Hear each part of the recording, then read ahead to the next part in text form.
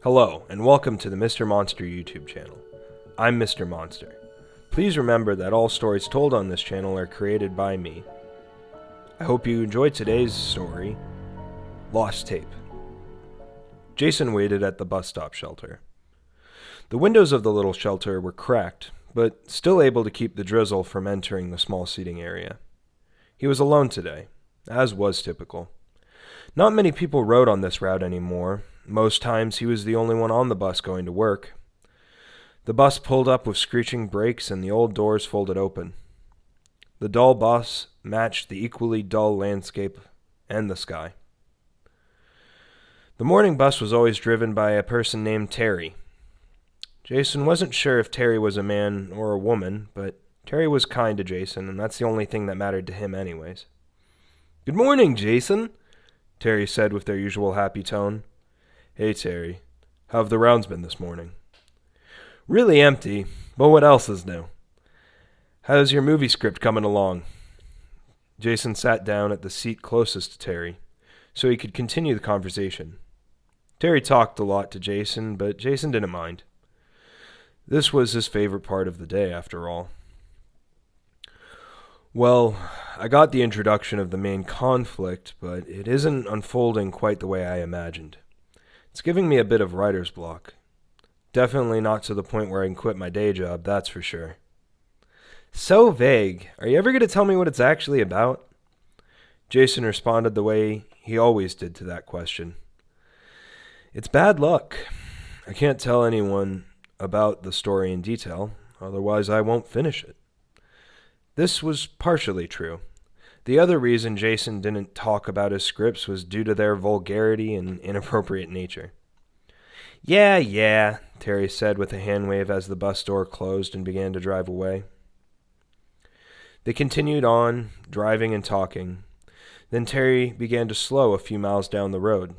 Jason looked up from his phone and looked out. "There's actually somebody at the bus stop?" "Looks that way," Terry responded. They stopped at the sign with a bus on it. This stop didn't have a seating area or shelter. The person was standing under a black umbrella to protect them from the rain, which had picked up in intensity over the past few minutes. When they stopped, the person must not have noticed, because they made no effort to get on the bus. "Hey guy, you waiting for the bus?" The umbrella was brought down to their side to reveal a young-looking woman with beautiful brown eyes and straightened black hair. "Oh, sorry, I zoned out there for a good second." Terry and Jason exchanged a quick glance of confusion. Who misses a bus right in front of them?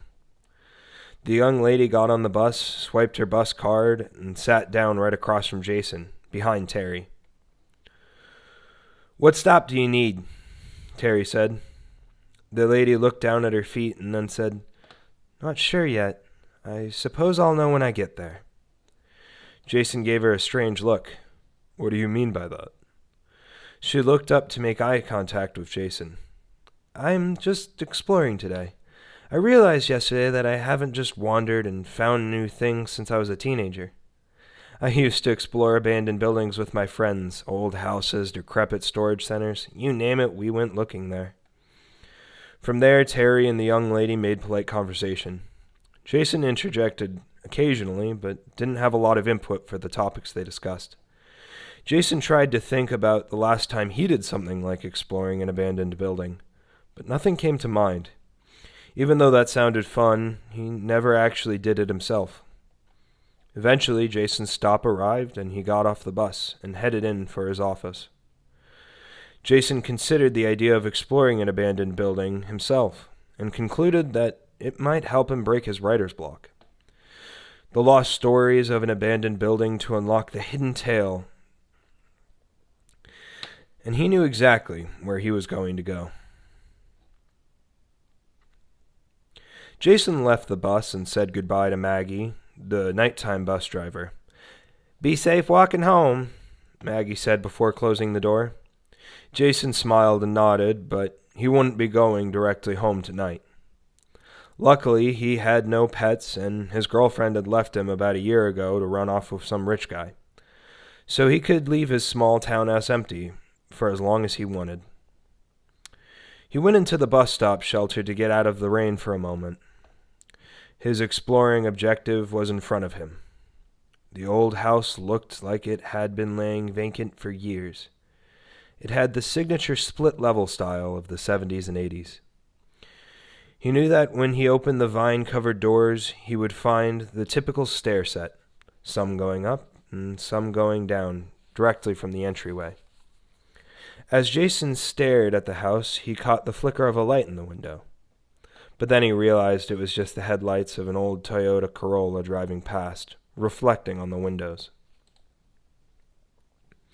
Jason took a deep breath, as if he was about to say a speech in front of a large crowd, then stepped forward into the rain. After crossing the road and walking through the tall grass of a lawn long forgotten, he opened the front door. It was as he was anticipating, the split-level housing of a time many years past. He pulled out a flashlight he often kept in his bag for walking home at night. He had forgotten to take it out before he had crossed the road. He made a mental note to not forget the light when crossing roadways at night. The light shined on some muddy footprints leading up the main floor. No such footprints led downstairs. It was then that he noticed a strong, syrupy smell. It was so sweet in intensity that it was almost sickening.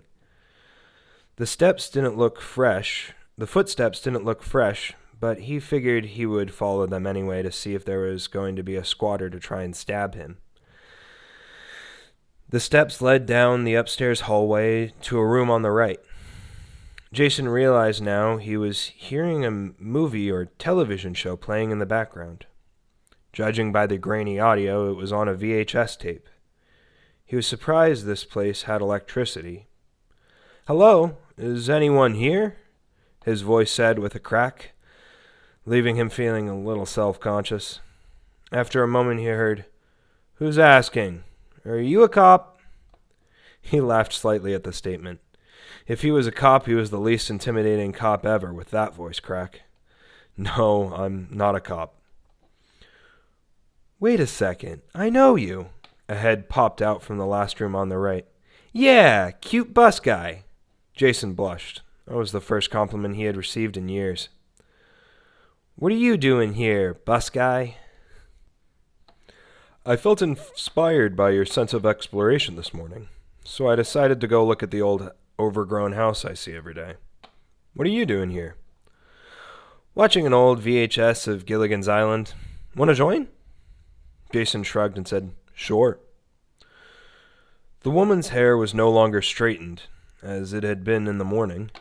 The humidity of the rain had made it curl. Jason thought both styles looked great on her. However, he definitely preferred this curly, frizzy style. When he entered what must have been the master bedroom, he saw a couch with a floral pattern that was covered in a clear plastic lining. Surprisingly, it was in decent condition due to the plastic. The lady was already sitting back down on the couch watching the show. "I never caught your name," Jason said to the adventurous woman. "Oh, my name's Chrissy. You?" "Jason." She smiled at that. "I love that name. The Friday the 13th movies are my favorite. I love that slasher franchise." Jason hated the comparison, but that was just because people often made it when he was growing up. At summer camp, kids would always throw or push him into the lake as a cruel prank. Luckily, that is where the torment ended. No one had made an effort to drown him or anything. And even though he hated swimming, he was good enough at it to not be a danger to himself in the water. "Oh, I didn't mean to offend you," Chrissy said. Jason realized he must have made a face at her previous remark. She tapped on the couch seat next to her and said, "Have a seat." Jason obliged and sat, noticing the air was more difficult to breathe in this portion of the house, as if someone had put thicket in the air. The two talked while watching the show for a while, about the house and then about life. Jason learned that Chrissy was an orphan who grew up with a loving foster family who eventually adopted her. And Chrissy learned that Jason was the youngest of 4 from a small town up north. They continued on like this for hours, but eventually the conversation went stale. After a moment of awkward pause, Jason's eyes drifted from the television to the stack of VHS tapes sitting next to it. "Have you looked through all those tapes?" he said, pointing to the stack. "Yeah, but some of them seem to be personal recordings. They have white labels on them with stuff written on it, and I didn't want to violate someone's privacy, you know?" "Gotcha. I'm still going to look at them if that's okay." "Fair enough," the black-haired lady responded. Jason got up and walked over the stack of 10 tapes. The top 5 of them were television or movie tapes. The bottom 5 were labeled with white tape and handwriting. He laid them out on the hardwood floor to get a better look. The first one said, "Max's First Steps." The second one said, "Max's 5th grade graduation." And the third, "Max's high school graduation." The next one Jason was anticipating to say, "Max's college graduation." But instead it said, "Max's memorial service." Chrissy moved to sit next to Jason on the hardwood floor, Gilligan's Island still playing softly in the background. "You can see why I chose not to watch those now, can't you?" Jason nodded. He wasn't an especially emotional person, but seeing the date on the high school graduation tape being June 14th, 1991, and the memorial service tape being June 27th, 1991, brought a tear to his eye. Judging by the wear on these tapes, whoever owned these must have watched them on repeat. Well, except for the memorial recording. I didn't even know people recorded those, Chrissy pointed out. "I didn't either," Jason replied earnestly. Jason's gaze was focused on the last tape. It was worn from heavy use. Written on the white label was just the number 2. What do you suppose that is?" Jason asked. "I figured it was Max's 2nd birthday or something. It appears to have been watched most out of all of them." "Odd. There's no date written on it," Jason considered.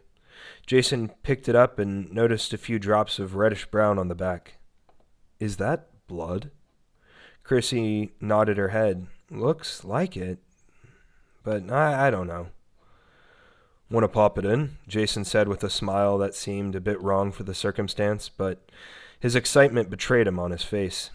Chrissy didn't seem weirded out by his facial expression, though. She just said, "Yeah, let's do it." They took out the old Gilligan's Island, and not bothering to rewind it, and placed in the tape labeled 2. They both sat back on the couch. There was no sound on the tape. It was only displaying words and images. "Viewer, please watch full length of this video. Failure to do so may result in harm." "What could that mean?" Chrissy said aloud. Jason did a half frown and shook his head slowly. He realized him and Chrissy were now both leaning forward to look at the tube screen more closely. Looking at the TV on the floor was starting to hurt Jason's neck. Lesson 1 of Tape 2. Discerning if your home has been infested. The stagnants are hard to discern. Because of as their name suggests, they don't often move. But once your home is beyond a certain point of infestation, there is no removal process that will work. They will begin to remove you, usually starting with the youngest of the group. "I'm sorry, what? Is this a prank video?" Jason said, then thought a little longer before he said, "Shit, is this a snuff film?" Chrissy's eyes widened. "I sure hope not." They both knew it was probably best to remove the tape before they watched something they wouldn't be able to unsee, but curiosity overrode their fear and forced them to keep watching. Signs of infestation are limited, but the 2 most common are strong pine woods or syrupy smell and a sensation of the air being thick. Both Jason and Chrissy looked at each other. A quiet, "What the hell?" came out of Jason's mouth. "If you have noticed these signs, it is best to limit movement until you are able to make an escape effort, or burn the affected area of the building." Jason and Chrissy's vision was now fixed on the screen. "Is this like a spore or something?" "Stagnants are always hostile. You have a higher chance of survival if you smell pine wood than if you smell syrup. Information on why this is limited, but we believe it is related to hunting practice types versus locational defense. Sound does not seem to impact the reaction of the stagnants positive or negative. The only two options to deal with the stagnants are, as previously stated, escape and or burn the area. Lesson 2 of Tape 2. Stagnant Escape Strategies. In Lesson 1 of Tape 1, we discussed the anatomy of the stagnant.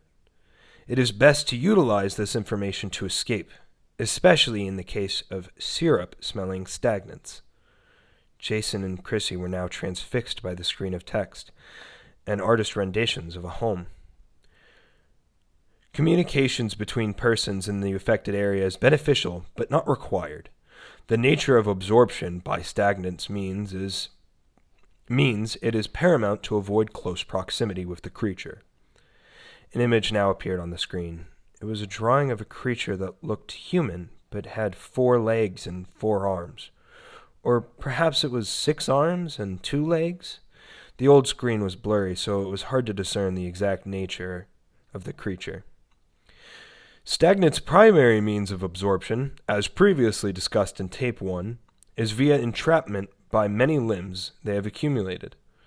The largest quantity of limbs recorded was 23.